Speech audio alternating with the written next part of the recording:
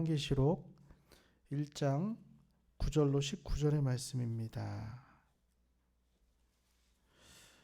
요한계시록 1장 9절에서 19절의 말씀. 제가 성경으로 신약성경 399페이지에 있습니다.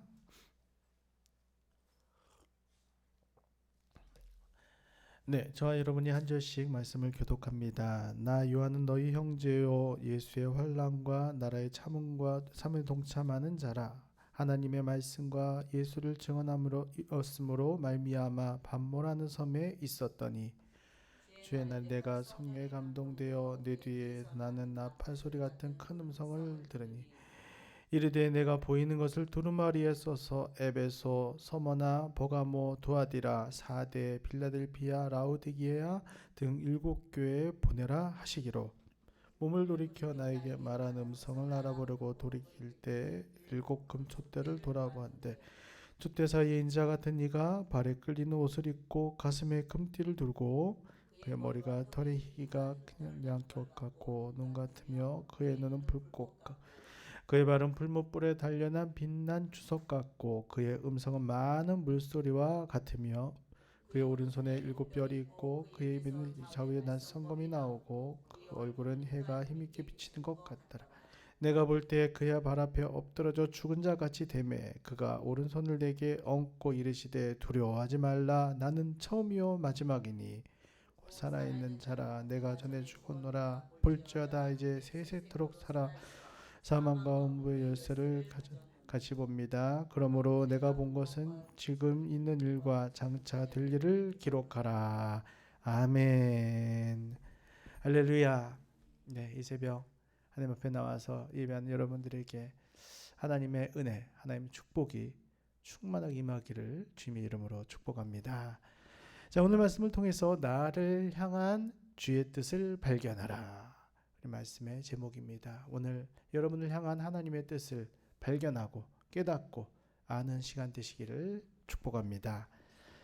아침에 새벽 예배에 오면서 하늘을 보니까 이제 새벽 예배 시간에도 제법 이제 동이 트더라고요.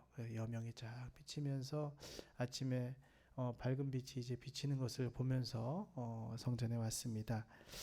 오늘 주께서 이 시간 우리의 마음의 문을 열어주셔서 주의 말씀의 귀함을 보게 하시고 우리 영의 귀에 말씀하시는 주님의 세미한 음성을 듣는 시간 되게 하실 줄로 믿습니다. 자, 여러분, 나는 하나님 말씀대로 참 살고자 애쓰고 노력하는데 참 그것이 내 마음대로 되지 않아서 힘들다라고 느끼신 적이 있으십니까? 참 마음으로는 참 원해요. 말씀대로 살고 하나님 뜻대로 살고 그렇게 살기를 원하는데 참 나 자신을 보면서 참 그렇게 하지 못하는 나 때문에 실망할 때도 있고 해야지 하면서도 참 그 무기력함을 느낄 때가 있습니다. 하나님의 기쁨을 위해서 참 여러 가지 많은 일들을 했는데도 내 삶을 보니까 그 삶의 어떤 축복의 열매가 그렇게 많이 맺히는 것 같지 않아요. 그래서 참 마음에 답답하다. 참 하나님의 열매가 많이 맺히길 바라는데 참 그렇게 안 되니까 참 답답하다라는 생각이 들 때도 있습니다.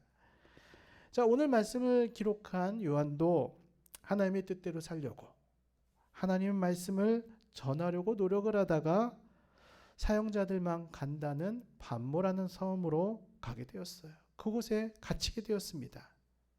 자, 그 섬에 갇힌 요한은 어떤 심정이었을까요? 또 하나님은 그의 삶에 어떻게 일하셨을까요? 오늘 말씀을 통해서 같이 나누어 보길 원합니다. 자, 오늘 본문 9절을 한번 다시 보겠습니다. 나 요한은 너희의 형제요 예수의 환난과 나라와 참음에 동참하는 자라. 하나님의 말씀과 예수를 증언하였으므로 말미암아 반모라 하는 섬에 있었더니. 자, 요한은 먼저 우리들에게 나 요한은 너희의 친구다라고 밝히면서 시작을 합니다.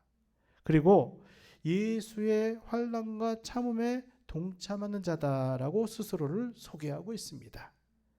자, 그러면서 자신이 반모라는 섬에 이렇게 갇히게 된 이유에 대해서 이야기하는데, 그것은 하나님의 말씀과 예수의 이름을 증거했기 때문이다라고 밝히고 있어요. 자, 요한은 나라를 시끄럽게 할 만큼 무언가 굉장한 죄를 지은 것도 아니었어요. 무슨 소란을 일으켰거나 아니면은 누구를 죽였거나 하는 그런 큰 잘못을 저지르지 않았습니다. 오히려 그는 사람들에게 어떠한 피해도 주지 않았습니다. 요한이 한 일은 그저 예수 이름을 증거한 것밖에 없었어요. 예수 이름을 증거하고, 예수가 너희가 기다렸던 구원자이고, 예수 이름을 믿을 때 너희가 구원을 받는다, 예수 이름을 증거한 것밖에 없었어요. 자, 그런데 그는 그 이유만으로 이 섬에 갇히게 되었다는 거예요. 자, 우리가 인간적으로 생각을 한다면 요한의 심정은 굉장히 억울했을 것이다 라고 생각이 들 겁니다. 자, 그런데 가만히 생각해 보면 이 일은 갑작스러운 일이 아니었습니다. 이미 예견된 일이었습니다. 자, 예수님은 산상수훈에서 우리에게 이렇게 가르치십니다. 마태복음 5장 10절을 보면 의를 위하여 박해받는 자는 복이 있나니 천국이 그들의 것임이라. 나로 말미암아 너희를 욕하고 박해하고 거짓으로 너희를 거스려 모든 악한 말을 할 때 너희에게 복이 있나니 기뻐하고 즐거워하라.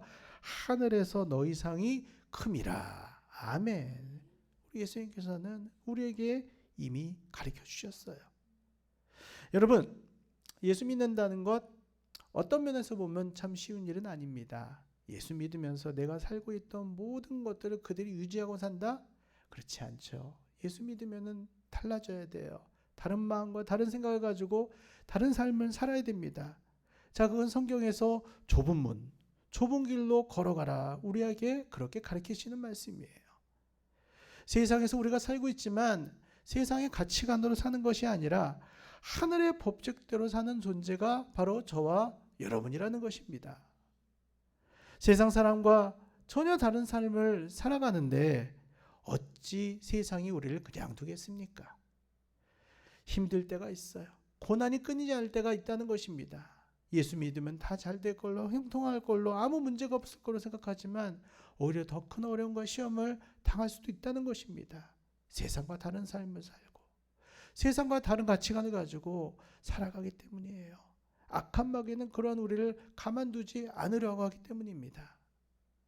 그러면 사랑하는 여러분, 신앙생활을 하면서 다가오는 시험과 고난으로 불평하고 힘들어하지 마시고 오늘 어떤 면에선 당연하다라고 생각하십시오. 내가 하나님 앞에 성도로 서 있기 때문에 내가 이러한 일을 당하는 것, 그렇기 때문에 오히려 기뻐하고 즐거워하시기를 바랍니다. 자, 이렇게 섬에 갇힌 요한에 대해서 우리 주님께서 그냥 가만히 홀로 두셨을까요? 아닙니다. 우리 주님은 요한을 찾아가십니다. 자, 16절, 10에서 16절까지 좀 길지만 우리 한번 같이 읽어보겠습니다. 주의 날에 내가 성령에 감동되어 내 뒤에서 나는 나팔 소리 같은 큰 음성을 들으니 이르되 내가 보는 것을 두루마리에 써서 에베소, 서머나, 버가모, 두아디라, 사데, 빌라델비아, 라오디게아 등 7교회에 보내라 하시기로 몸을 돌이켜 나에게 말하는 음성을 알아보려고 돌이킬 때에 7 금촛대를 보았는데 촛대 사이에 인자 같은 이가 발에 끌리는 옷을 입고 가슴에 금띠를 두고 그의 머리가 털의 희기가 양흰 양털 같고 눈 같으며 그의 눈은 불꽃 같고 그의 발은 풀무불에 단련한 빛난 주석 같고 그의 음성은 많은 물소리 같으며 그의 오른손에 7별 있고 그의 입에서 좌우 낯선검이 나오고 그 얼굴은 해가 힘있게 비치는 것 같더라 라고 말씀합니다. 홀로라고 생각하고 있던 요한에게 주님은 이 시간 찾아가셔서 주님의 영광을 나타내 보여주셨습니다. 자, 그리고 7교회에 보낼 편지의 내용을 자세하게 말씀해 주십니다. 자, 육신의 눈으로 보자면 요한은 혼자였습니다. 나이도 많았고요. 많은 고초로 인해 가지고 몸도 힘들었을 것이고 또 그의 몸은 그곳에 홀로 있었습니다. 누구도 돕는 자가 없는 상태였어요. 그렇지만 그를 영의 눈으로 볼 때 그는 결코 혼자가 아니었습니다. 역사의 주인이시오, 알파와 오메가 되시고 사망과 생명의 주가 되시는 예수 그리스도께서 임마누엘로 그와 함께하고 계셨던 것입니다. 자, 그러면서 나는 버림받았다고, 나는 쓸모없다고 생각하는 요한에게 아시아의 7교회에 영적으로 개혁하고 변화시킬 주의 말씀을 기록하라고, 그리고 그 편지를 보내라고 주의 일에 그를 사용해 주셨습니다. 여러분, 신앙생활하면서 믿음을 지키는 것이 힘들고 외로우십니까? 지금 내 삶의 가운데서 신앙생활하고 믿음을 지키는 것이 버겁다고 느껴질 때가 있으십니까? 지금 주님께서 여러분들에게 임마누엘로 함께하여 주십니다. 때로는 내가 세상을 살아가면서 참 쓸모도 없고 아무 힘도 없는 연약한 존재라고 느껴지십니까? 그렇지만 그런 여러분을 주님께서는 주의 일에 부르셔서 오늘도 하나님의 영광을 나타낼 도구로 사용하실 것임을 믿으시기를 바랍니다. 하나님은 아주 특별하고 하나님은 아주 지혜롭고 하나님 뛰어난 사람을 쓰시는 것보다는 저와 여러분같이 평범하고 별 볼 일 없고 아무런 사람들에게 주목받지 않는 사람들을 들으셔서 하나님의 영광을 나타내 주신다는 거예요. 사도 요한의 편지로 인해서 아시아 7교회가 변화받았던 것처럼 오늘 이 새벽에 믿음으로 부르짖는 여러분을 통해서 주님이 우리의 가정과 우리의 자녀와 우리의 사업장을 변화시켜 주시고 우리 교회를 성령의 충만으로 변화시켜 주실 것을 믿으시기를 바랍니다. 자, 이 시간 우리 두 손을 듭시다. 역사의 주인이신 주님께서 우리가 어디에 있든지 우리가 어떤 환경과 처지를 핑거나 그것 때문에 낙심하지 않게 도와주실 줄로 믿습니다.